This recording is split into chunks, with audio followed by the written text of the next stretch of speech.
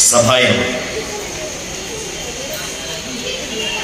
మహాభారతానికి కీలకమైనటువంటి సన్నివేశానికి తెరతీసింది కౌరవులు. ధృతరాష్ట్రుని యొక్క ఆధ్వర్యంలో శకుని యొక్క మాయా వంచన ఆలోచనతో తోరణ స్ఫాటికమైనటువంటి ఒక సభాభవనం, ఆ సభాభవనంలో పాండవులను పిలిపించారు.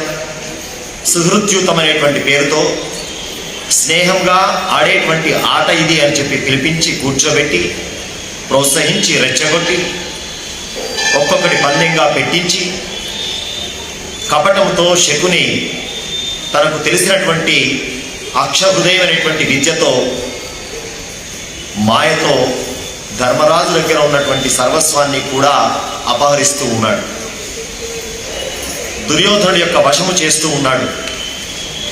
ఆడుతున్నది శకుని, పందెం పెడుతూ ఉన్నది దుర్యోధనుడు.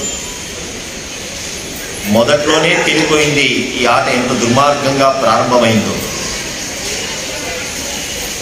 అయినప్పటికీ కూడా తన ప్రతిజ్ఞను నిలబెట్టుకోవడం కోసం 13 సంవత్సరాలు కఠినమైనటువంటి నియమంతో ఉంటానని చెప్పి తన సోదరుల సమక్షంలో ధర్మరాజు గారు ప్రతిజ్ఞ చేసి ఉండడం, బాల్యం నుంచి కూడా ధర్మరాజు గారికి ఒక నియమం ఉన్నది, ఆహుర్తో నా నివర్తేయం, పిలవబడ్డ తర్వాత నేను వెనక్కి దగ్గరు అనేటువంటి నియమాన్ని పాటిస్తూ ఉన్నవాడే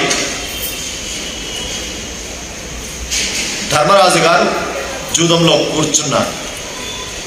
మనం నిన్నటి రోజున చాలా సావధానంగా సవివరంగా ధర్మరాజు గారి యొక్క పాత్ర పైన, జూదంలో ధర్మరాజు యొక్క మానసికమైనటువంటి స్థితి గురించి మనం మాట్లాడుకుని ఉన్నాం. నన్నయ్య గారు, అదేవిధంగా చాలామంది తెలుగు కవులు బలవత్ వ్యసనాభిభూతుడై అని చెప్పి నన్నయ్య గారి ధర్మరాజు గారి గురించి మాట్లాడడం జరిగింది. ధర్మరాజు వ్యసనంతో కూర్చోలేదు, తన ప్రతిజ్ఞను నిలబెట్టుకోవడం కోసం ఆడుతూ ఉన్నాడు అనేటువంటి విషయం మనం నిన్న సమగ్రంగా చర్చించుకున్నాం. 4 సోదరులని ఓడిపోయినాడు పందెంగా పెట్టి ధర్మరాజు గారు. మొట్టమొదలు నకులుని పెట్టాడు, తర్వాత సహదేవుడు, తర్వాత అర్జునుడు, భీముడు, ఇలా 4 పెట్టాడు. తెలుగులో సహదేవుడిని ముందు పెట్టారన్నారు, కానీ మూల భారతంలో నకులుని ముందు పెట్టాడు. ఎందుకు నకులుని ముందు పెట్టాడనే విషయం కూడా మనం చర్చించుకొని ఉన్నాం నిన్న. 4 తమ్ముళ్ళు పెట్టిన తర్వాత ఆనందంలో మునిగిపోతున్నారు దుర్యోధనాదులు. హర్షధ్వానాలు వినబడుతున్నాయి దుర్యోధనుడి పక్షం నుంచి. ఓడిపోతూ ఉన్నా, ప్రతి పందెం శకుని గెలుస్తూ ఉన్నా, తన మానసికమైనటువంటి స్థితిలో ఏమాత్రము కూడా తొట్టుపాటు లేదు ధర్మరాజు. మామూలుగా ఒక ఓడిపోతున్నటువంటి వ్యక్తి యొక్క మానసికమైనటువంటి స్థితి వేరుగా ఉంటుంది. మెంటల్గా బలహీనుడైపోతాడు. కానీ ధర్మరాజు పాత్ర అలా లేదు ఇక్కడ. అందుకే ఆయనకు యుధిష్ఠిరుడు అని పేరు. యుద్ధం యందు స్థిరంగా ఉండేటువంటి స్వభావం కలిగిన వాడు. ఎంతటి టెన్షన్ టైంలోనైనా అటెన్షన్గా ఉండేటువంటి మహానుభావుడు. అందుకే చాలా జాగ్రత్తగా అడుగు వేస్తూ ఉన్నాడు, జాగ్రత్తగా పందెం పెడుతూ ఉన్నాడు. ఎదుటి వ్యక్తి అధర్మంగా ఆడుతూ ఉన్నప్పటికీ కూడా తాను ధర్మబద్ధంగానే కొనసాగిస్తూ ఉన్నాడు. అందుకే ధర్మబద్ధంగా నకులుని మొట్టమొదటి పందెంగా పెట్టినాడు. చెప్తూ ఉన్నాడు ధర్మరాజు 4 తమ్ముల్ని పెట్టిన తర్వాత, అహం విశిష్ట సర్వేషాం భ్రాతॄణాం దయితస్తతా కుర్యామహౌచిత కర్మ స్వయమాత్మన్యుపప్లుతే. ఇంకా ఏమీ లేదా అంటూ ఉన్నాడు, రెచ్చగొడుతూ ఉన్నాడు శకుని మామ. ఇదిగోండి, నా 4 తమ్ముల కంటే కూడా వయస్సులో జ్యేష్ఠుణ్ణి, విశిష్టుణ్ణి నేను పందెంగా కూర్చుంటూ ఉన్నాను. ఒకవేళ నేను కనుక ఓడిపోతే మీరు ఏ పని చెబితే ఆ పని చేస్తాను, దాసునిగా మారిపోతాను. ఈ మాట మనం అండర్లైన్ చేసుకోవాలి. కుర్యామహం జితకర్మ స్వయమాత్మన్యుపప్లుతే. నేను ఓడిపోతే మీరు ఏ పని చెప్పినా ఒక దాసుడిగా నిర్వర్తిస్తాను అని తనకు తాను పందెంగా నిర్ణయించాడు. శకుని పాచికలు పట్టాడు. మొదటి నుంచి జరుగుతున్నది ఒక పక్షమే కదా. పాచికలు తీసుకోవడం, పాచికలు వేయడం. చితమిత్యేవ శకుని, గెలవబడ్డది ఈ పందెం కూడా నా చేత, శకుని ప్రకటన చేసినాడు. ధర్మరాజు సైతం దాసుడిగా మారినాడనేటువంటి ఆనందం దుర్యోధనుడిది. వాళ్ళంతా ఆనందంలో మునిగి ఉంటే ఒక నిమిషం తర్వాత శకునికి బుర్ర వెలిగింది. వాడంటాడు, ఏదతు పాపిష్టమకరో, ధర్మరాజా ఎంతపు పాపపు పని చేసినావయ్యా. యదాత్మానం ఆహరయ, నీకు నీవుగా పందెంలో పెట్టి ఎంత పాపపు పని చేసినావు. ప్రతి వర్డ్ కూడా మనం జాగ్రత్తగా ఆలోచించాలి. నెక్స్ట్ ఒక ప్రశ్న వస్తుంది, ఏదతు పాపిష్టమకరో, ఎంత పాపపు పని చేసినావు. శిష్టే సతి ధనే రాజన్, ధర్మరాజా శిష్టే సతి ధనే, ఇంకా నీవు పెట్టేటువంటి పందెము అంతా అయిపోయింది అనుకుంటున్నావా? ఇంకా ధనము మిగిలి ఉండగా నీకు నీవు పందెంలో కూర్చోవడం ఇది పాపం కదా. ఇంకా నీకు ధనం ఉన్నది కదా. పాప ఆత్మపరాజయ, నీకు నీవు ఓడిపోవడం అనేది మహాపాపం. ధనం ఉన్నప్పుడు మొత్తము ధనమంతా అయిపోయిన తర్వాత నీవు కూర్చోవలసింది. కానీ శిష్టే సతి ధనే రాజన్, నువ్వు చేసింది పాపం అన్నాడు. ఇది శకుని స్టేట్మెంట్, జాగ్రత్తగా వినాలి. చేసింది తప్పు అంటే అర్థం ద్రౌపది ఓడింపబడ్డదా లేదా? ఈ ప్రశ్నకు మనకు వెళ్తుంది సమాధానం. ద్రౌపదిని పెట్టే రైట్స్ ధర్మరాజుకి ఉన్నాయా లేవా? నీ ధనము ఉండగా నీవు ఓడిపోవడం అనేది అధర్మం అని చెప్పి బాగా ఎక్స్పీరియన్స్ క్యాండిడేటే మాట్లాడుతూ ఉన్నాడు. ఎవరు? మామ. నువ్వు చేసింది తప్పు అంటూ ఉన్నాడు. అయిపోలే, జూదం యొక్క విధి విధానాలు బాగా ఎక్స్పీరియన్స్ ఉన్నవాడే చెప్తున్నారంటే ద్రౌపదిని పెట్టడం ధర్మమా అధర్మమా? అసలు ద్రౌపది ఓడింపబడ్డదా?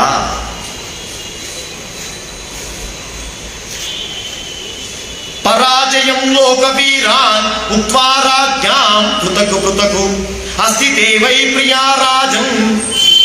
ఇంకా ఏమీ మాట్లాడలేదు ధర్మరాజు. ఇంకా డబ్బు ఉన్నదని వీడు రెచ్చగొడుతున్నాడు, కానీ ఆయన మాత్రం ద్రౌపది ఉన్నదనే విషయం తెలుసు.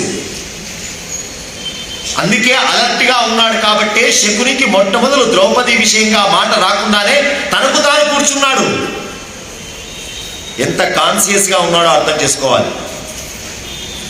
ద్రౌపదిని ముందు పెట్టి తర్వాత తాను కూర్చుంటే కథ వేరుగా ఉండేది. ద్రౌపదిని పందెం పెట్టండి అనే మాట రాకముందే తనకు తాను కూర్చున్నాడు. అందుకే శకుని అంటున్నాడు, అస్తి దేవై ప్రియా రాజన్ గ్లహయేకో అపరాజితః. నీ దగ్గర ఇంకా ధనం ఉన్నది, ఓడిపోనటువంటి డబ్బు ఉన్నది. ఓడిపోనటువంటిది పనస్వ కృష్ణాం పాంచాలీం తయాత్మానం పునర్జయ. పెట్టు పాంచాలిని, ద్రౌపదిని పందెంగా. ఒకవేళ ఆ పందెంలో నీవు నెగ్గినట్టయితే ఆత్మానం పునర్జయ, మళ్ళీ నీవు ఈ సామ్రాజ్యము మళ్ళీ వైభవం అంతా సంపాదించుకోవచ్చు. పాంచాలిని పందెంగా పెట్టు అనగానే ధర్మరాజు గారు తన భార్య అయినా తన ఇల్లాలైనటువంటి ద్రౌపది మాత్రం పందెంగా పెట్టడానికి నిర్ణయించుకున్నారు.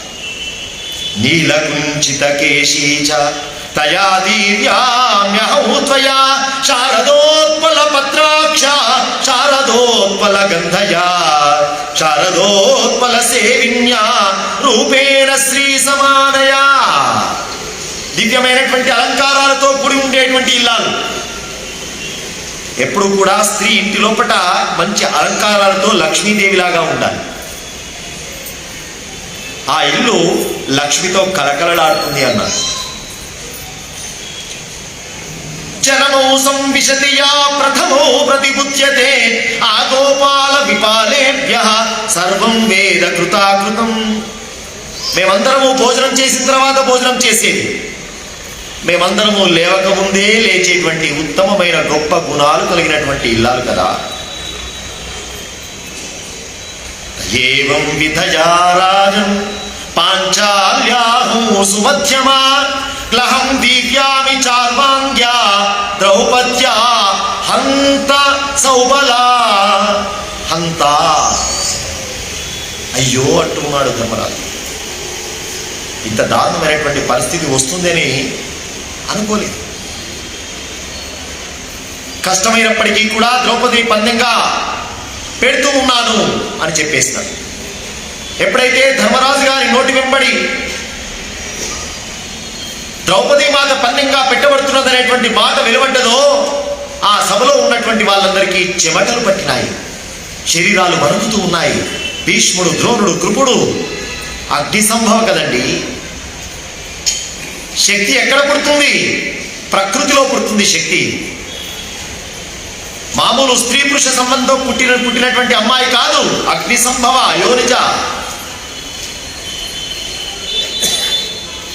చెమటలు పట్టినాయి. గుడ్డిరాజు గారు సింహాసనంలో కూర్చొని ఉన్నారు, ఏమీ కనబడదు కాబట్టి పక్కన సంజయుని పెట్టుకొని ప్రతి విషయాన్ని కూడా తెలుసుకుంటూ ఉన్నాడు. సంజయ, ద్రౌపదిని పందెంగా పెట్టాడు కదా, ఏమైందిరా ఏమైందిరా? శకుని వేశాడు ఆ పాచికలు, గెలవబడ్డదా? ఏమి ఉత్సాహం గుడ్డిరాజు గారి! ఇంకా కన్నులుంటే ఇంకెంత ఆనందపడేవాడో మహానుభావుడు. కనబడకుండానే ఇంత గొప్పనైనటువంటి ఆనందంలో ఉన్నాడంటే ఎటుపోతాయి జీన్స్? అందుకే తయారైనాడు దుర్యోధనుడు అట్లా. శకుని పాచికలు తీసుకున్నాడు. జితమిత్యేవా, ఇంకేమున్నదండి, ఒకటే స్టేట్మెంట్ కదా వినబడుతూ ఉన్నది. జితమిత్యేవా, ఇదిగోండి పాంచాలి కూడా గెలవబడ్డది, ఇప్పుడు పాంచాలి కూడా మనకు దాసి అయిపోయింది ప్రకటించాడు శకుని. ఒక్కసారి లేచాడు సింహాసనం నుంచి దుర్యోధనుడు. ఏహి క్షత్త, విదురా ఇట్రా. ఇంతమంది ఉంటే వీడికి విదురుడే నాకు కనబడ్డది. విదురా ఇట్రా, రెచ్చగొట్టడానికి కాకుంటే. ఇప్పుడు పాంచాలి మనకు దాసి, వెళ్ళు. దాసి స్త్రీలు అంతఃపురంలో మహారాణులు నివసించేటువంటి భవనాల్లో నివసించడమా? అర్హత లేదు అక్కడ. ఇదిగో ఈ సభాభవనం చాలా దుమ్ము కొట్టుకొని ఉన్నది. పోయి ఆ దాసి స్త్రీ అయినటువంటి ద్రౌపదిని ఈ సభాభవనానికి తీసుకొని రా విదురా అన్నాడు. కోపం పెరిగిపోయింది విదురునికి. జూదం ప్రారంభమైనప్పటి నుంచి నెత్తి నోరు మొత్తుకుంటున్నాడు విదురుడు. అన్నా ఆపవయ్యా ఆపవయ్యా ఆపవయ్యా అని. వింటేనా? అరణ్య రోదనగా ఉన్నది విదురుడి యొక్క మాటలు. పట్టించుకుంటేనా? అయినా తాను చెప్పదలుచుకున్నది స్పష్టంగా విస్పష్టంగా చెప్తూ ఉన్నాడు. నహి దాసీత్వమాపన్నా కృష్ణ భవితుమర్హతి. ఏమిరా, ఏమి మాట్లాడుతున్నావు? దాసియా? ఎవరిని పట్టుకొని దాసి అంటున్నావు? వదిన తల్లితో సమానం. ఇది సంస్కృతి, భారతీయ సంస్కృతి. అలాంటి ఆ తల్లి స్థానంలో, మాతృస్థానంలో ఉన్నటువంటి స్త్రీని, మహాపతివ్రత శిరోమణిని దాసి అంటున్నావా? నేను చెప్తున్నాను వినండి ఓ సభికులారా, ద్రౌపది ఓడింపబడలేదు, ద్రౌపది దాసి కాదు. దుర్మార్గంగా మాట్లాడుతున్నావు, కుక్కలాగా అరుస్తూ ఉన్నావు ఈ నిండు సభలో అన్నాడండి ఆ మాట. తపస్వినం వా పరిపూర్ణ విద్యం భషంతి హైనం శ్వనరా.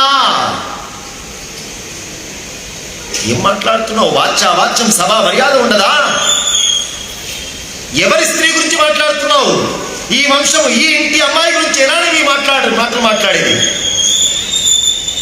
పూర్వం ఆకలవుతున్నదని చెప్పి, ఆకలవుతున్నప్పుడు భక్ష విచేచన ఉండదు. బుభుక్షూణాం న రుచిర్న పక్వం కామాతురాణాం న భయం లజ్జ.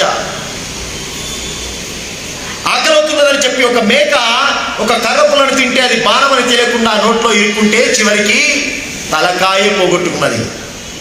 పిచ్చివాడా, పిచ్చి పిచ్చి మాటలు మాట్లాడుతున్నావు, జాగ్రత్త. శక్తి స్వరూపం మచ్చంతి అలాపూని శిలాహ ప్లవంతే ముఖ్యంతి నావోంభసి శశ్వదేవ. రాళ్ళు నీటి మీద తేలవచ్చుగాక, సొరకాయలు నీటిలో మునగవచ్చుగాక, నౌకల్ని శాశ్వతంగా నీటిలోనే ముంచవచ్చుగాక. కానీ సుయోధన, దుర్యోధన, నీలాంటి మూర్ఖుణ్ణి ఎవడు మార్చలేడురా.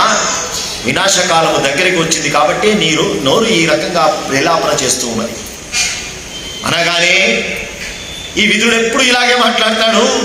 అరే ప్రాతికామి, ఒక సేవకుని పిలిచాడు.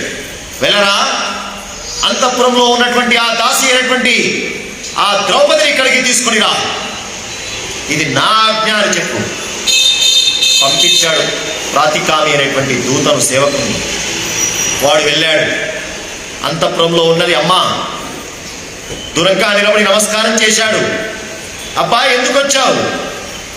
అమ్మా, సభలో చాలా దారుణం జరుగుతున్నది. యుధిష్ఠిరోచ్యూత మదేన మత్తః దుర్యోధనో ద్రౌపది త్వామజైషి. వాడు చెప్తున్న స్టేట్మెంట్ చూడండి. జూతమదేన మత్తః, జూతం అనేటువంటి మత్తులో మునిగి ఉన్నాడు ధర్మరాజు గారు.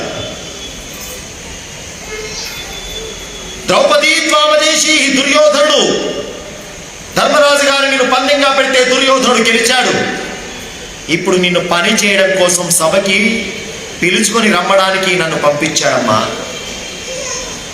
ఆ తల్లి అంటున్నది, కథం త్వేవం వదసి ప్రాతికామి, ఏ యుగమునందు ఎట్టి దుష్కృత ఉండు భార్య నొట్టి నోటుబడిన భర్త కలడే. ఇంతవరకు చరిత్రలో ఏ యుగంలోనైనా, ఏ వంశంలోనైనా ఎంతో మంది మహారాజులు జూదమాడినటువంటి సన్నివేశాలు లేవా? భార్యను పందెంగా పెట్టినటువంటి భర్త ఎవడైనా ఉన్నాడా ఈ ప్రపంచంలో? ఇది వినంగకడు అపూర్వం బయ్యే ఇట్లు సేయనొక్కో ఇందుమతి. నన్నయ్య గారు చూడండి ఎంత గొప్ప. ఇందుకులుండు, ఇందుకులుండు అనే పదం వాడారు. చంద్రవంశం వాడు కదా. చంద్రుడు ఎంత గొప్పనైనటువంటి పరిపూర్ణ తేజస్సు కలిగి ఉన్నా ఆ తేజస్సులో ఒక మచ్చ ఉన్నది. ఇప్పుడు ధర్మరాజు గారి యొక్క చరిత్రలో కూడా ఎంత గొప్ప విశాలమైనటువంటి ధర్మ నేపథ్యం ఉన్నప్పటికీ కూడా ఈ ద్రౌపది సన్నివేశంలో ఇంకా ఆ మచ్చ అలాగే మిగిలిపోతుంది. వెన్నెలను పట్టుకునేవాడు వెన్నెలను పట్టుకుంటున్నాడు, మచ్చను పట్టుకునేవాడు మచ్చను పట్టుకుంటూ ఉన్నాడు ధర్మరాజు గారి చరిత్ర పైన. అందుకే ఆ పదం అందుకు వాడారేమో అని చెప్తారు పండితులు. ఎవరైనా భార్యను పందెంగా పెట్టిన వాడు ఉన్నాడా అంటే అర్థం, నా భర్త ఎలా పెడతాడురా పరోక్షంగా. 3 ప్రశ్నలు అన్నది. భార్యను పందెంగా పెట్టి జూదమాడేవాడు ఉన్నాడా? నీవు అంటూ ఉన్నావు ధర్మరాజు గారు చాలా జూదం అనేటువంటి మత్తులో ఉన్నాడని. అంత మత్తులో ఉన్నాడంటావా? పందెంగా పెట్టడానికి ఏమీ దొరకలేదా ధర్మరాజు గారికి అనేసరికి ఆయన అంటూ ఉన్నాడు, అమ్మా స్వయం చాత్మత్వమథో రాజపుత్రి. అమ్మా నిన్నే కాదమ్మా, సహదేవ, నకుల, భీమ, అర్జున అందరూ అయిపోయిన తర్వాత తాను కూడా ఓడిపోయిన తర్వాత నిన్ను పందెంగా పెట్టాడమ్మా. ఈ మాట పట్టుకున్నది. తాను ఓడిపోయిన తర్వాత మిమ్మల్ని పందెంగా పెట్టాడమ్మా, ఇంత దారుణం జరుగుతున్నదమ్మా సభలో అని సవివరంగా చెప్పాడు ఆ దూత. అప్పుడు అంటున్నది, అమ్మా కిన్ను పూర్వం పరాజేషి ఆత్మానమథవాతుమా. అయితే ఒక్క మాట తెలుసుకుని రారా ఆయన. కిన్ను పూర్వం పరాజేషి, ధర్మరాజు గారి దగ్గరికి వెళ్ళు. ముందు నువ్వు ఓడిపోయిన తర్వాత నన్ను పందెం పెట్టావా? నేను ఓడిపోయిన తర్వాత నువ్వు పందెంలో కూర్చున్నావా? ఈ మాటకు సమాధానం తెలుసుకొని రా, తర్వాత నిర్ణయం చేద్దాం. ముందు తన్నోటు వడి మరి నన్నోటు వడెనో విపుండు, మరి నన్నోటు వడి తన్నోటు వడెనో. ఇది చాలా చిన్న ప్రశ్నే కానీ చాలా గొప్పనైనటువంటి విస్తీర్ణమైన విశాలమైనటువంటి సమాధానం ఉన్నది దీంట్లో. ముందు తాను ఓడిపోయిన తర్వాత పందెం పెట్టాడా, లేదా నేను ఓడిపోయిన తర్వాత తాను కూర్చున్నాడా అనగానే ఆ ప్రాతికామి దూత వెళ్ళాడు. మహారాజా, ధర్మరాజా, ఆ అమ్మ నన్ను ఒక ప్రశ్నకి సమాధానం తెలుసుకొని రమ్మని చెప్పి పంపించింది. కిన్ను పూర్వం పరాజేషీ ఆత్మానమతమాత్మా. ఇదే ప్రశ్న నేరుగా చెప్పినాడు. చెబితే ధర్మరాజు గారు ఏమీ మాట్లాడలేదు. దుర్యోధనుడు అంటాడు, ఈ రాయబారాలు ఏమిట్రా, ఈ ప్రశ్న సమాధానాలు ఇక్కడికే రమ్మను. ఈ సభలో ఇంతమంది ఉన్నారు కదా, ద్రౌపది ఓడింపబడ్డదా ఓడింపబడలేదా ఇక్కడే నిర్ణయం చేద్దాం. అయినా ఆ దాసీ స్త్రీలకు సమాధానాలు ఏమిట్రా, తీసుకొనిరా అని మళ్ళీ బెదిరించాడు. మళ్ళీ వెళ్ళాడు. వెళ్ళి అమ్మా చాలా తొందర పెడుతున్నాడమ్మా దుర్యోధనుడు, మీరు రావాలి అనేసరికి ఆ ద్రౌపది మాత అన్నది, నేను రావడం ముఖ్యం కాదయ్యా, అది ధర్మ సభ, మహానుభావులు పెద్దలు కురువంశీయులు ఆచార్యులు ఋషులు తపస్సారులు నిత్యము చర్చ చేసేటువంటి సభ అది. ఆ సభకి ఇప్పుడు నేను రావడం వల్ల అధర్మం అంటే అవకాశం ఉన్నది, అధర్మం వచ్చే అవకాశం ఉన్నది. కారణం రెండు ఉన్నాయి ఇక్కడ. నేను రావడం అధర్మం. ఎందుకు? నేను ఓడింపబడలేదు కాబట్టి నేను రావాల్సిన అవసరం లేదు. ఇది మొదటిది. రెండవది, తాను సహజమైనటువంటి స్థితిలో లేదు.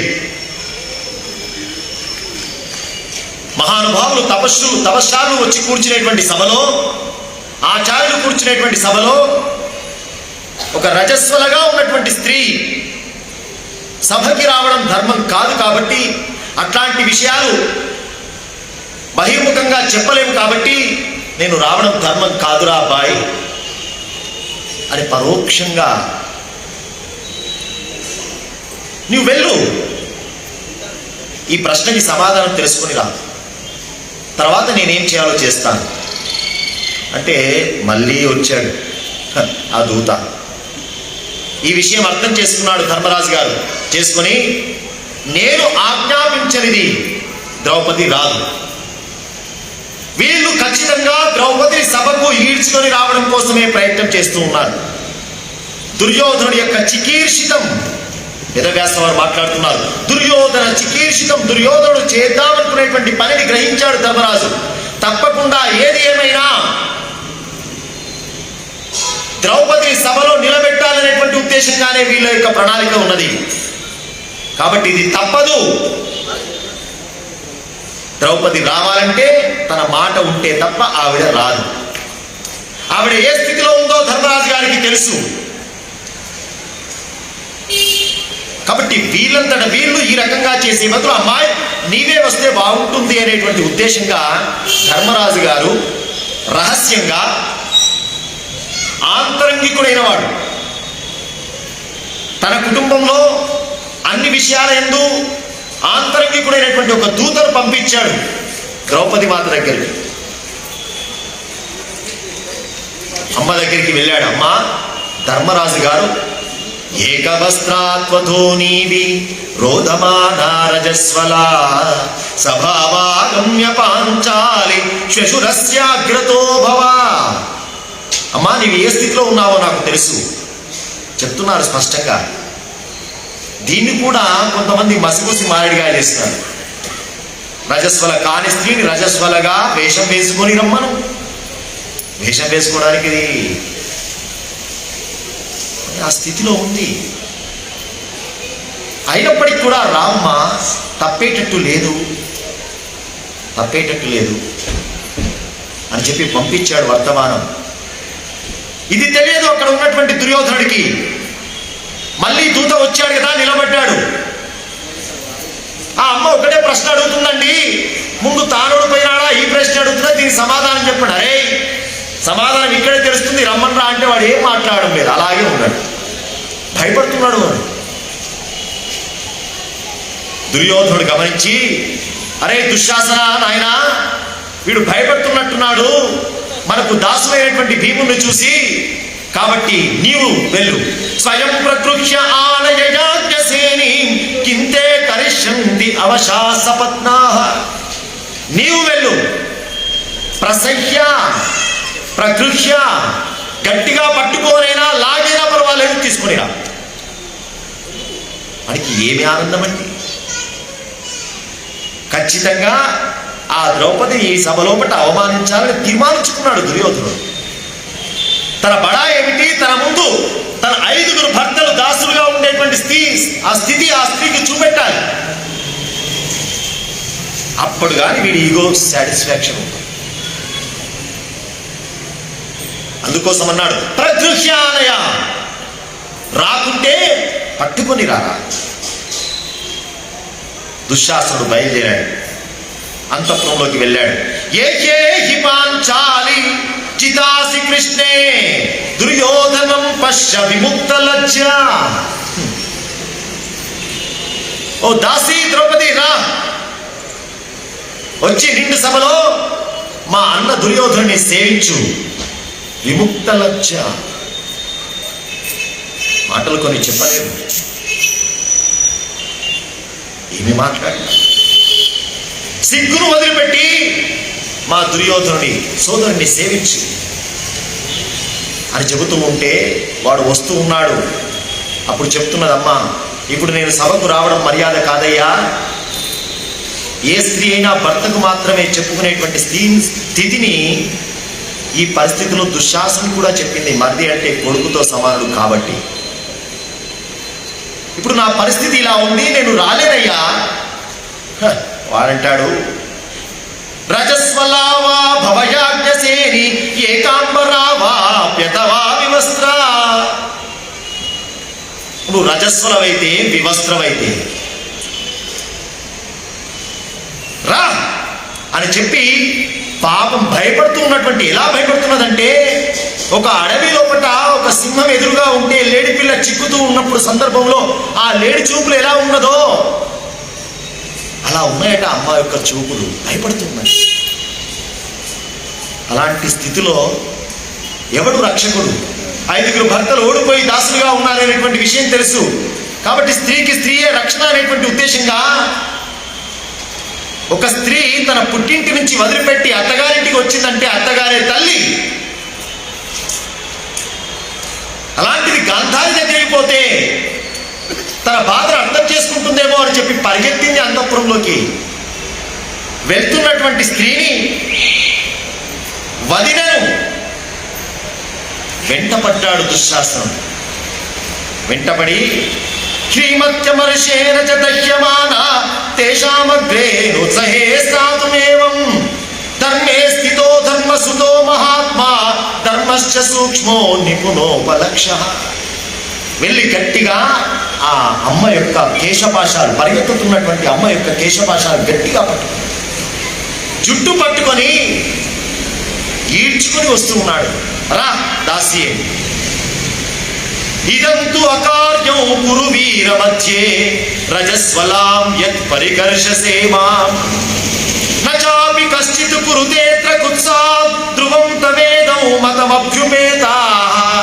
అరే లాగకురా, నేను రాలేను, ఇది ధర్మం కాదు అని చెప్పి కృష్ణ కృష్ణ అని చెప్పి అరుస్తున్నటువంటి ఆ స్త్రీని జుట్టు పట్టుకొని సభకు లాక్కొని వస్తున్నాడు.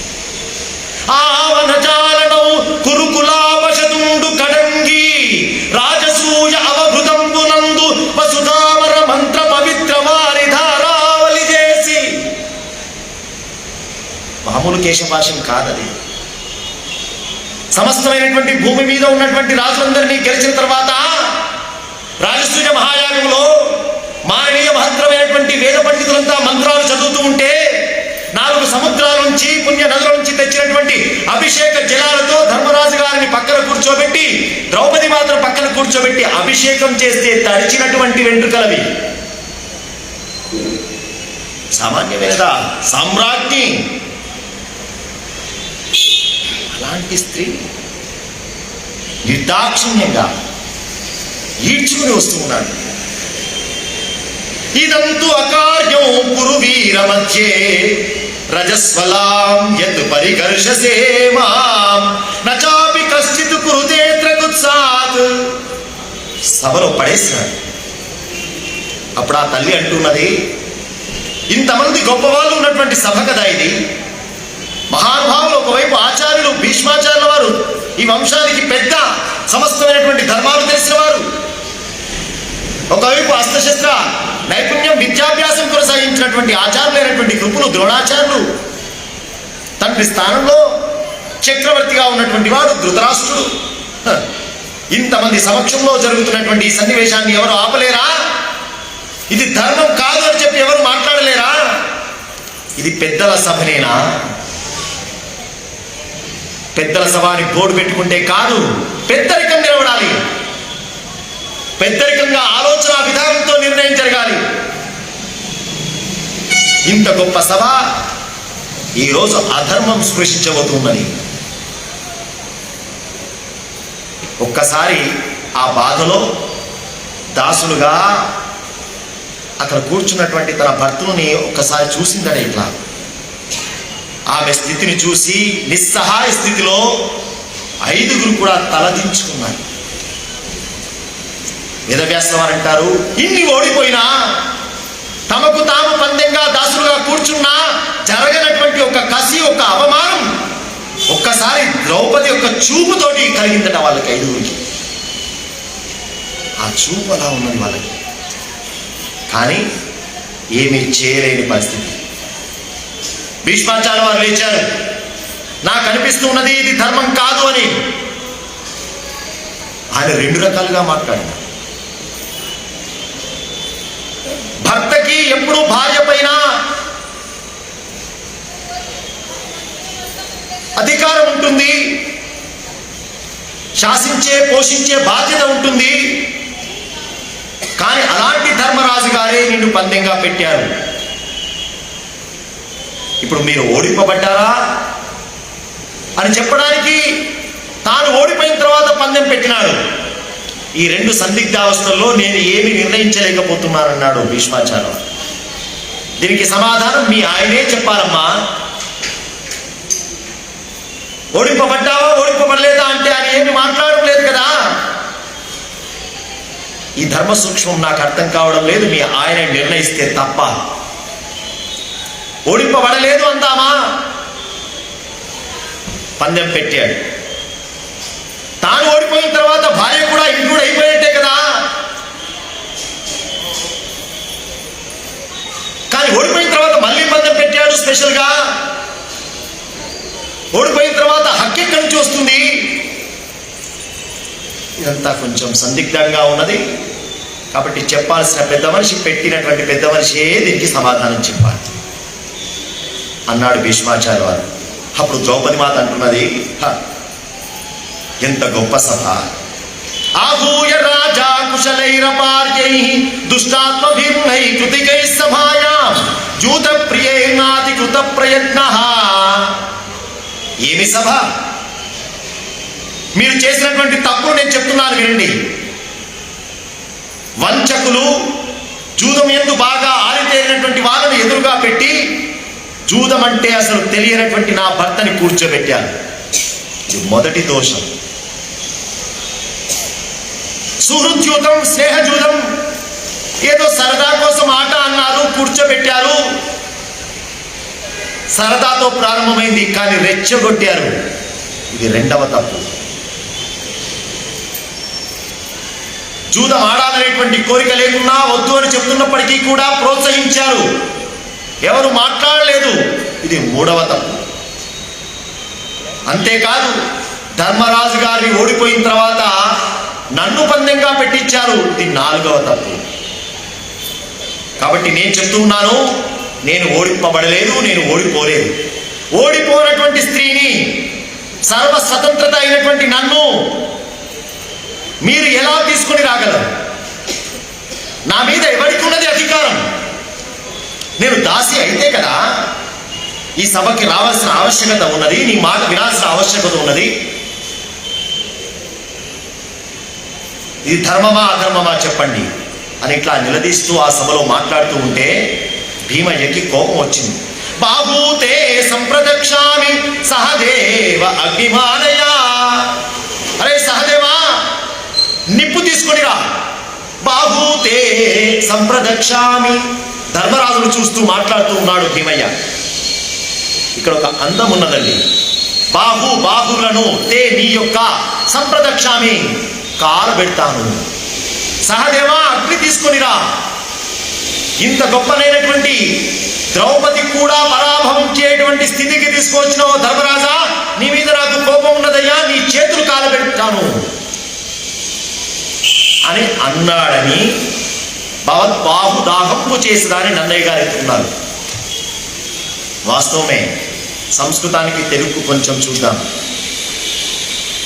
భీముడు అంతటి వాడు అంత గొప్ప మాట ధర్మరాజు గురించి అనగలడా? ఈ ఒక్క సన్నివేశం కాదు, అసలు భీముడికి ధర్మరాజుకి ఉన్నటువంటి పరిస్థితులు కూడా చాలా సన్నివేశంలో మనం అర్థం చేసుకుని, కానీ ఇక్కడ మన నిర్ణయానికి రాకూడదు. ఎంత పెద్ద కోపాన్ని ప్రదర్శించే సన్నివేశమైనా ధర్మరాజు గారు చెప్పారంటే కోపాన్ని ఉపసంహరించుకునేవాడు భీముడు. సముద్రం ఎంత గొప్పనైనటువంటి ఉద్వేగం కలిగినప్పటికీ చెలియలి కట్టను దాటినట్టుగా ధర్మరాజు మాటను తీసివేసేవాడు కాదు భీముడు. అలాంటిది ఈ సన్నివేశంలో ధర్మరాజా, నీవు చేసినటువంటి ఈ పనికి నీ చేతులు కాలబెట్టాలి అనే మాట వచ్చింది. అక్కడ భవద్బాహుదాహంబు చేసేదా. దీన్ని పెంచారు నాటకాలు. మూలంలో ఏమున్నది అంటే బాహు తే సంప్రదక్షామి, బాహు నీ బాహులను, తే నీ యొక్క బాహులను సంప్రదక్షామి, కాలబెడతాను. స్పష్టంగానే ఉన్నది కదా. అంటే భీముడు కోపం ప్రదర్శించినట్టే కదా. అంటే దానికి పండితులు చెప్పారు, అన్నిటికీ అన్ని రకాల డైరెక్ట్ అర్థాలు తీసుకోవద్దయ్యా. తే అంటే తే పురహ, నీ ఎదుట అనే మాటను తీసుకోవాలి అని చెప్పినారు. నీ ఎదుట నా బాహుల్ని కాలబెట్టుకుంటున్నాను అనే మాట మాట్లాడినాడు. కారణం ఏంటంటే ఇంతమంది దుర్మార్గులు ఈ రకంగా చేస్తున్నప్పటికీ కూడా, ఇంత భుజ బలం కలిగి ఉండి కూడా ఏమీ చేయలేకపోతున్నాను ధర్మరాజా నీ ఆజ్ఞ లేకుండా. కాబట్టి ఈ భుజబలం ఎందుకయ్యా, ఈ బాహువులు ఎందుకయ్యా, నీ ముందట కాలబెట్టుకుంటాను అని కోపంతో అన్న మాట అది. కానీ ధర్మరాజు గారిని ఉద్దేశించి అన్న మాట కాదు. మరి మీరెలా చెప్పగలరండి? నన్నయ్య గారంతటి వారు, అస్మత్ గురువరేణ్యులు బ్రహ్మశ్రీ మల్లాది చంద్రశేఖర శాస్త్రి గారు ఇక్కడ చెప్తున్నటువంటి ప్రతి మాట భవద్బాహుదాహంబు చేసదా. ఇదే మాట, ఈ మాట ఇప్పుడు కోపంతో అన్నాడు అనుకుందాం. ఏమిటి? ధర్మరాజా నీ చేతులు కాలబెడతాను అనే మాట అన్నప్పుడు తర్వాత సన్నివేశాలు జరిగేటప్పుడైనా అన్నా నీ గురించి అలా మాట్లాడకూడదు అనే మాటను, ఆ సన్నివేశం ఎప్పుడైనా మాటలు డిస్కషన్ వచ్చినప్పుడు ఆ మాట రావాలి కదండి. ఆయన ఏమన్నాడు తెలుసునా? అరణ్య పర్వంలో ఒక సన్నివేశం, ధర్మరాజు గారు ద్రౌపది భీముడు కూర్చున్నటువంటి సందర్భంలో ఒక సన్నివేశం జరిగింది. అన్నా, కాలగణన ఎలాగైనా చేయవచ్చు. 13 సంవత్సరాలు అంటే 13 సంవత్సరాలు అవసరం లేదయ్యా. 13 మాసాలను కూడా 13 సంవత్సరాల కింద మనం కన్సిడర్ చేయవచ్చు, లెక్క పెట్టవచ్చు. యోమాసస్స సంవత్సరః వేదం చెప్తుంది మాట. మాసాన్ని సంవత్సరం కింద గణన చేసేటువంటి ఉంది. కొన్ని ప్రత్యేక సందర్భాలలో రాత్రింబగళ్లను కలిపి వేరువేరుగా లెక్క పెట్టేటువంటిది ఉంది. రాత్రులు వేరు, పగళ్ళు వేరు. కాబట్టి 13 నెలల కాలం పూర్తయిపోయింది. కాబట్టి నెలను సంవత్సరంగా వేదంలో ఒక సన్నివేశంలో చెప్పబడ్డది. కాబట్టి 13 సంవత్సరాలు పూర్తయిపోయినట్టుగా భావించాం, పదా యుద్ధానికి వెళ్దామన్నాడు భీమయ్య. అక్కడ వచ్చినటువంటి డిస్కషన్లో ఎప్పుడు కానీ తొందరపాటు పనికిరాదు. అక్కడ చెప్పిన మాట వాస్తవమే వేదంలో, కానీ అది ప్రత్యేకమైన సన్నివేశానికి మాత్రమే వర్తిస్తుంది. అది ప్రతిదానికి కూడా మనం తీసుకోకూడదు. అయినా నీకు తొందరపాటు ఎక్కువయ్యా. ఆ రోజు కనుక అర్జునుడు కనుక నిన్ను ఆపకుంటే నీ చేతుల్ని నువ్వు కాలబెట్టుకునేవాడివి కదా. ఈ మాట ధర్మరాజు గారి స్టేట్మెంట్ అరణ్య పర్వం. అంటే అర్థం ఇక్కడ ఎవరి చేతుల్ని కాలబెడదామనుకున్నాడు? తనకు తాను కోపాన్ని ఇంత బలం ఉండి కూడా శత్రువు తన ఇల్లాలని ఎవరైనా అగలడా? అందుకోసమే నీ వల్ల నా కోపము తగ్గిపోతున్నదయ్యా, తట్టుకుంటున్నాను. ఎందుకు ఇవి? సహదేవా, అబ్బాయి అగ్ని తీసుకురారా. సహదేవుడు తీసుకొస్తాడా? నిజంగా ఆర్డర్ చేస్తే ధర్మరాజు చేతులు కాలబెట్టాలంటే ఎవడైనా సేవకుడికి చెప్పాలి. సహదేవుడు తీసుకురాగలడా? అలా భీమసేనుడు కోపంగా ఉన్నటువంటి సందర్భంలో అదే సభలో ఉన్న వికర్ణుడు అనే అబ్బాయి లేచాడు. వికర్ణుడు అంటే కర్ణుని యొక్క పుత్రుడు అని చెప్పి మళ్ళీ దానికి ఒక ట్యాగ్ పెట్టేసినాడు. ఎందుకంటే కర్ణ ఉంది, వికర్ణ ఉంది, బాగుంది కదా, కలిసింది అని. మరి గోకర్ణ ఉంటే? వికర్ణుడు ధృతరాష్ట్రుని యొక్క 100 మంది పుత్రుల్లో ఒక పుత్రుడు. ఆయన లేచన్నాడు, ద్రౌపది ఓడింపబడలేదు, ఇది అధర్మం అని నేను భావిస్తున్నాను అన్నాడు. అనగానే అసలు కర్ణుడు లేచాడు. లేచి, ఏమిరా అబ్బాయి, ఇంతమంది పెద్దవాళ్ళు ఉంటే ఎవరికి తెలియని ధర్మం, వయసులో చిన్నవాడికి నువ్వు మాట్లాడతావా? ఎల్లవారు ఎరుంగను ఒల్లని ధర్మము బేలా. బేలా ఓ పిచ్చివాడా, నీకు చెప్పనేలా. పెద్ద మనిషిలాగా లేచి మాట్లాడుతున్నావు, కూర్చో. చిరుతవానికింత తరుసంటి పలుకులు సన్నె వృద్ధ జనములున్న చోట. ద్రౌపది ఓడింపబడలేదా? ఎందుకు ఓడింపబడలేదయ్యా? ధర్మరాజు ఓడిపోయినాడంటే ద్రౌపది ఓడిపోయినట్టే కదా. అయినా ఇంత పెద్ద మనుషులు మాట్లాడింది నీకేమిటయ్యా ధర్మం గురించి మాట్లాడడం? అయినా అమ్మాయి మాట్లాడుతున్నది ప్రశ్నిస్తూ ఉంటే ధర్మరాజు మాట్లాడుతున్నాడా? అసలు భర్తలే మాట్లాడడం లేదు. ఓ పెద్ద ధర్మం చెప్పడానికి నిలబడ్డావా? కూర్చో అన్నాడు. ఓహో, ఈ రకంగా రజస్వరగా ఉన్నటువంటి స్త్రీని ఈ రకంగా తీసుకురావడం ధర్మమా? నువ్వు మాట్లాడుతున్నావా? అయితే దానికి మాట చెప్తున్నాను విను. ఏకాంబర ధరత్వం వాపి అథవాపి వివస్త్రత అస్యా సభానయనం నచిత్రమితి మే మతి. అయినా పతివ్రత స్త్రీ అయితే ఆ లక్షణాలు వస్తుందయ్యా. 5గురిని కట్టుకున్నటువంటి స్త్రీని పతివ్రత అనవచ్చా? కాబట్టి ఆ పతివ్రత స్త్రీకి ఏకవస్త్ర అయితే వివస్త్ర అయితే. దుశ్శాసన, దాసులకు ఇంత విలువైనటువంటి వస్త్రాలు ఏమిట్రా, తీసేయి. ఈ సలహా, వస్త్రాపహరణం అనేటువంటి సూచన చేసినటువంటి మహానుభావుడు కర్ణుడు. అంతవరకు సభలో ఎవరికీ కలగనటువంటి ఒక ఆలోచన రేకెత్తించిన వాడు కర్ణుడు. దాసులకు ఇంత విలువైన వస్త్రాలు ఏమిటి, ఆభరణాలు ఏమిటి, తీసిపడేరా అనగానే పాండవులు తమ తమ వస్త్రాలన్నీ తీసి, తమ విలువైనటువంటి తీసి కట్టుబట్టలతో. దుర్యోధన అన్నాడు, అరే ద్రౌపది దగ్గర కూడా అంత విలువైన వస్త్రాలు అవసరమా? తీసిపడే. ఆమె ఉన్నటువంటి స్థితి ఏకవస్త్ర, ఒకే వస్త్రం మొత్తం కప్పుకొని ఉన్నది. అలాంటి స్థితిలో ఉన్నటువంటి ఆ అమ్మాయి తన మానాన్ని, ప్రాణాన్ని రక్షించుకోవడానికై పాండవానాంచ వాసాంసి ద్రౌపద్యాప్యాపి ఉపాహర. వెంటనే దుశ్శాసనుడు ద్రౌపది దగ్గరికి వెళ్ళి, జ్ఞాతం మయా వశిష్ఠేన పురాగీతం మహాత్మన మహత్యాపతి సంప్రాప్తే స్మర్తవ్యో భగవాన్ హరి. ద్రౌపది దగ్గర ఉండేటువంటి ఆ వస్త్రాన్ని పట్టుకుని లాగడానికి ప్రయత్నం చేస్తున్నాడు. పాపం తన యొక్క మానాన్ని కాపాడుకోవడానికి ఆ అమ్మ ఆ నిండు సభలో, సమస్త మంది పురుషులు ఉన్నటువంటి ఆ సభలో తన మానాన్ని కాపాడుకోవడానికి ఆ వస్త్రాన్ని అలా పట్టుకుని ఉంటే ఆ వస్త్రాన్ని గట్టిగా లాగుతూ ఉన్నాడు. నిస్సహాయ స్థితిలో భర్తలంతా కూర్చుని ఉన్నారు. గోవిందేతి సమాభాష కృష్ణేతి చ పునః పునః. ఎవడు రక్షకుడు?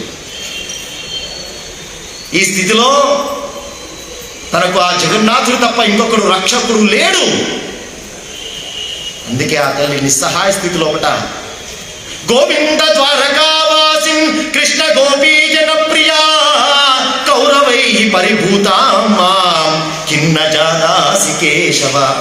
హే నాథ, హే రమానాథ, ప్రజనాథ ఆర్తినాశన కౌరవార్ణవ మగ్నాం ఉద్ధర స్వజనార్దన. ఒక్కడు లేచారండి. ఎందుకు ఇంతమంది చదువుకున్న చదువులు? పేర్లు పెట్టుకోవడానికా? ముందట A to Z సర్టిఫికేట్లు పెట్టుకోవడానికా? భీష్మాచార్య, ద్రోణాచార్య, కృపాచార్య.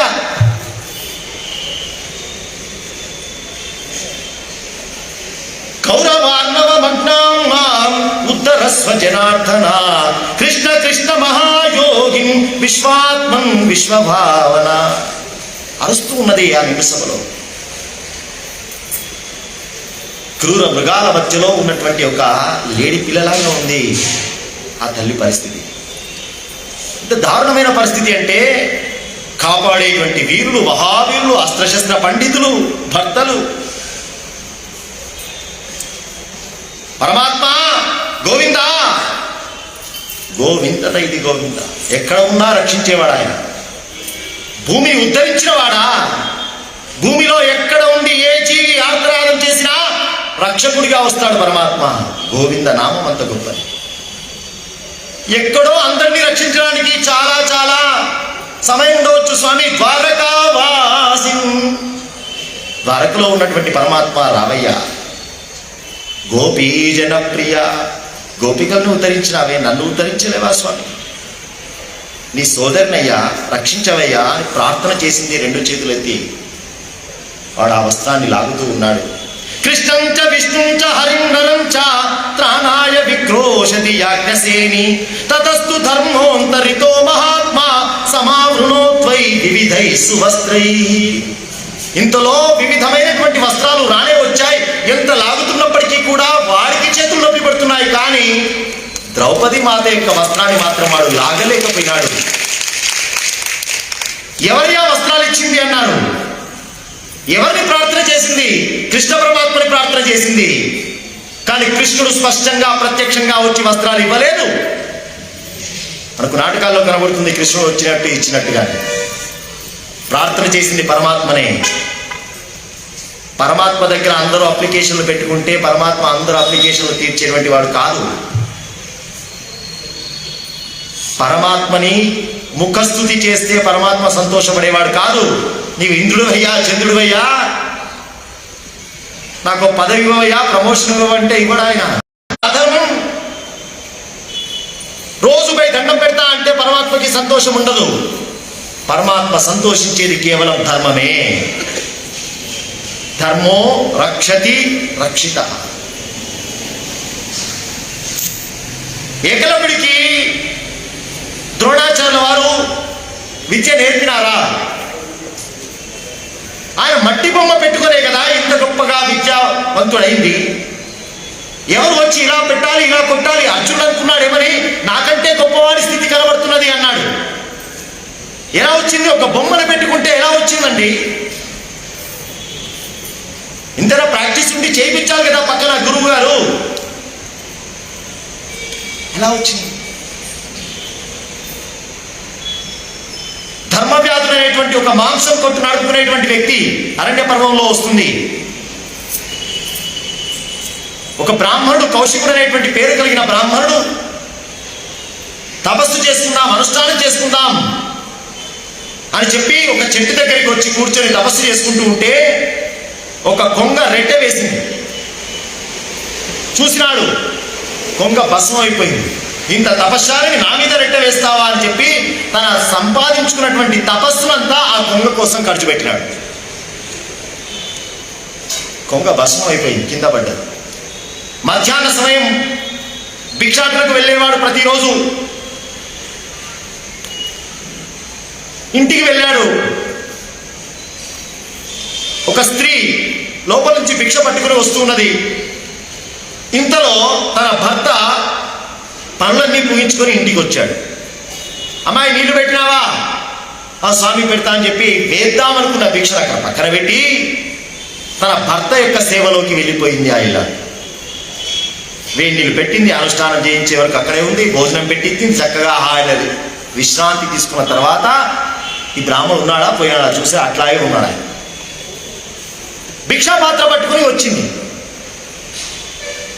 ఏకదిగా ఇలా చూసినాడు. ఎందుకు? కోపం వస్తే ఆయన చూపు అట్లా ఉంటుంది. ఆవిడన్నది, నువ్వు చూపు చూస్తే కొంగలాగా భస్మం అయ్యేదాన్ని కాదయ్యా నేను. స్టన్ అయిపోయినాడు. ఎక్కడో అడవిలో చెట్టు కింద జరిగిన సంఘటన ఈవిడకి ఎట్లా తెలిసింది? నాకు సర్వం తెలిసయ్యా నీ వృత్తాంతం. నువ్వు చేస్తున్నది అధర్మం. అమ్మా నేను చేస్తున్నది అధర్మం అంటున్నావు, నాకు ధర్మం గురించి చెప్పుకున్నాను. నీకు చెప్పేంత తర్వాత నాకు లేదు, ఎందుకంటే మా ఆయన లేచే సమయం అయిపోయింది. మిథిలాపట్నంలో ధర్మవ్యాధుడు ఉంటాడు, ఆయన దగ్గరికి పో అన్నాడు. ఆశ్చర్యం కలిగి వెళ్ళాడు మిథిలాపట్నానికి ధర్మవ్యాధుడి దగ్గర. ధర్మవ్యాధుడు ఇల్లు ఎక్కడండి, ఇల్లు ఎక్కడన్నాను. అక్కడ ఉంటుందండి, దూరంగా ఉంది, వెళ్ళండి అని చెప్పారు. ఎవరో మహా పండితుడు అనుకున్నాడు ఈ పెద్ద మనిషి. పోయేసరికి లైన్ కట్టారు. సండే లైన్లు కడుతూ ఉంటారు కదా. ఏ రోజైతే మద్యము మాంసం మొదలుపెట్టాలో అదే రోజు పట్టుకుంటారు.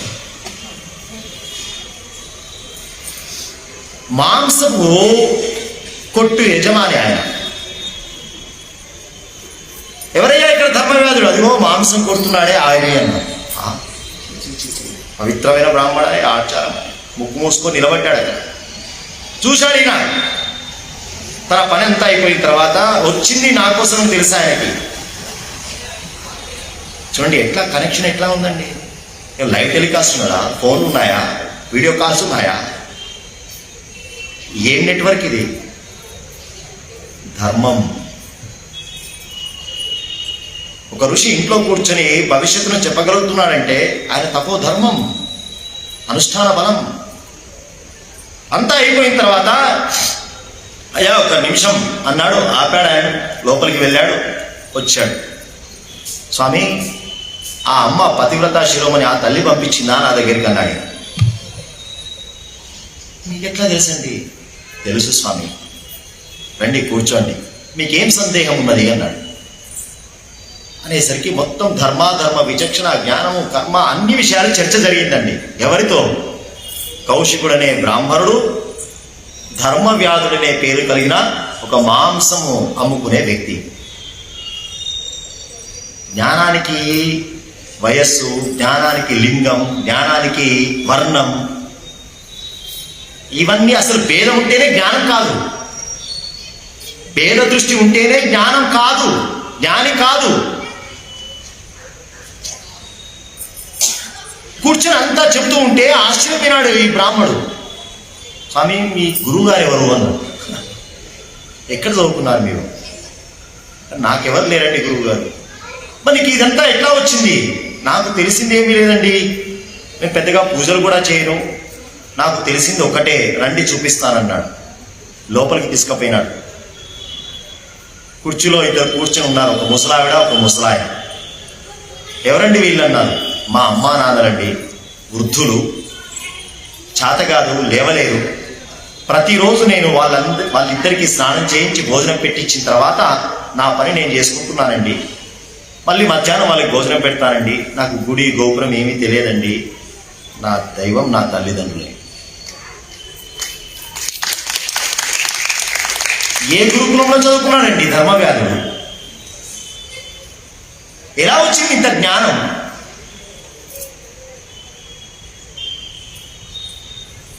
మనిషికి ధర్మం అనేదే ప్రధానం. మరి నాకెందుకు రాలేదండి, ఇంత తపస్సు చేస్తున్నా అన్నాడు ఆయన. ఎవరు? ఆ కౌశికుడు. మీరు అసలు వదిలిపెట్టి తిరుగుతున్నారండి అన్నాడు. ఇంట్లో అమ్మా నాన్న వదిలిపెట్టి ఎక్కడో పుణ్యక్షేత్రంలో బాగా పుణ్యం వస్తుంది, టన్నులు బ్యాగులలో మోసుకుని వద్దా అని తిరుగుతున్నావు నువ్వు. అసలు వాళ్ళని వదిలిపెట్టి మాతృదేవోభవ, పితృదేవోభవ, కనబడే వాళ్ళని వదిలిపెట్టి కనబడని వాళ్ళని పట్టుకుంటున్నామే. ఏం చెప్తున్నది ధర్మం? కాబట్టి ఇక్కడ ధర్మవ్యాధుల యొక్క ఉపాఖ్యానం కావచ్చు. ఏకలవ్యుడి దగ్గరండి ఒక మట్టి బొమ్మను పెట్టుకుంటే ఇంత విజ్ఞానం ఎక్కడి నుంచి వచ్చిందండి? గురువు అనేటువంటి భావం పెట్టుకున్నాడు. అది మట్టి బొమ్మ కాదు. తాను పూజిస్తున్నది, తన ఎదురుగా ఉన్నది మట్టి బొమ్మ కాదు, తన గురువు. గురువుగారు వచ్చి కూర్చున్నారు. అంత విశేషమైన భావం ఉన్నది కాబట్టి అంత గొప్ప ధనుర్ధారిగా మిగలగలిగినాడు. కాబట్టి మనిషికి బలం, మనిషికి ఆస్తి, మనిషికి ప్రాణం నిలబెట్టేది ధర్మం. ధర్మో రక్షతి, రక్షిత అంటే అది రక్షింపబడ్డ ధర్మం. ఏ ధర్మం రక్షిస్తుంది? రక్షిత ధర్మ రక్షతి. మన చేత రక్షింపబడడం అంటే ధర్మం ఏదో ఆపదలో ఉండి నువ్వు పోయి కాపాడాల్సిన అవసరం లేదు. రక్షణ అంటే ఆచరణ. నీకు ఏదైతే నియోగింపబడ్డటువంటి డ్యూటీ ఉన్నదో అది నీవు చక్కగా నిర్వర్తిస్తే అదే నిన్ను కాపాడుతుంది. ధర్మం అంటే ఒక్కొక్క స్థానాన్ని బట్టి ఒక్కొక్క స్థాయిని బట్టి మారుతుంది. మనిషి యొక్క జీవన ప్రయాణం ఒక జీవుడి నుంచి మరణించే వరకు అనేక పోస్టుల్లోకి వెళ్తూ ఉన్నాడు. మొట్టమొదటి కొడుకుగా ఉంటున్నాడు. కొడుకుగా ఉన్నప్పుడు కొన్ని డ్యూటీ ఉంది. తర్వాత ఒక విద్యార్థి దశలోకి వెళ్తూ ఉన్నాడు. ఆ విద్యార్థి దశలో కొన్ని ధర్మాలు ఉన్నాయి, ఒక డ్యూటీ ఉన్నది, డిసిప్లిన్ ఉన్నది. అక్కడ నుంచి పెళ్లి చేసుకుంటున్నాడు, గృహస్థాశ్రమం. ఒక స్త్రీని చేపట్టినప్పుడు ఎలా ఉండాలి, అక్కడ ఉండే డిసిప్లిన్ ఉన్నది. తర్వాత ఇంకొకరికి జన్మ ఇస్తున్నాడు, తండ్రి స్థానంలోకి వెళ్తున్నాడు, అక్కడ నీ డిసిప్లిన్ ఉన్నది. ఈ డిసిప్లిన్ పేరే ధర్మం, ఈ డ్యూటీ పేరే ధర్మం. అది వదిలిపెట్టి మనం ఎంత చేసినా పరమాత్మ సంతోషించడు. అందుకే ఇక్కడ ద్రౌపదీ మాతకి వస్త్రాలు ఇచ్చింది ఎవరు అంటే అక్కడ వేదవ్యాసుల వారు స్పష్టంగా చెప్పినారు, ధర్మ. మరి ఆవిడ పిలిచింది కృష్ణ పరమాత్మని కదండి. అంతే కదండి. ఒక ప్రాసెస్ ఉంటుందా లేదా? బ్యాంకులోంచి డబ్బులు డ్రా చేయాలంటే క్యాషియర్ దగ్గర పోవాలిగా, డైరెక్ట్ పోయి నా డబ్బు కావాలని తీసుకుంటాడు ఎవడన్నా. లాకర్లో పెట్టింది మన డబ్బైనా ఫస్ట్ కన్సల్ట్ చేయాలా, లాకర్ కీ పట్టుకోపోవాలి, ఒక ప్రాసెస్ ఉందా లేదా? దానికంటూ సూపర్వైజర్ ఉన్నాడా లేడా? అలాగే మనం చేసేటువంటి పుణ్య పాపాలన్నింటినీ చూసుకోవడానికి ఒక ప్రతినిధి పరమాత్మ.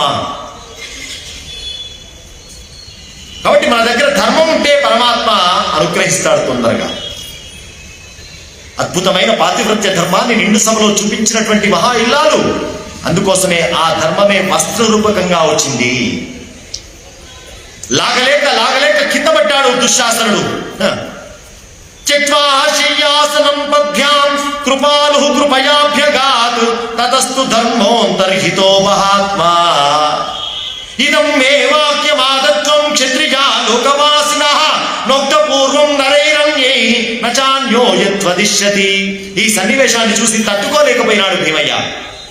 నిండు సభలో ఇలాగైనటువంటి ద్రౌపదిని వస్త్రాభరణం చేస్తున్నటువంటి సభలో తాను కూడా కూర్చొని తన కళ్ళెదుట జరుగుతూ ఉంటే తట్టుకోలేనటువంటి భీమయ్య మహాభయంకరమైనటువంటి ఒక ప్రతిజ్ఞ చేసినాడు. ఇతపూర్వం ఎవరి చేత కూడా చేయనటువంటి ఒక అద్భుతమైన ప్రతిజ్ఞ ఈ భీముడు చేయబోతూ ఉన్నాడు.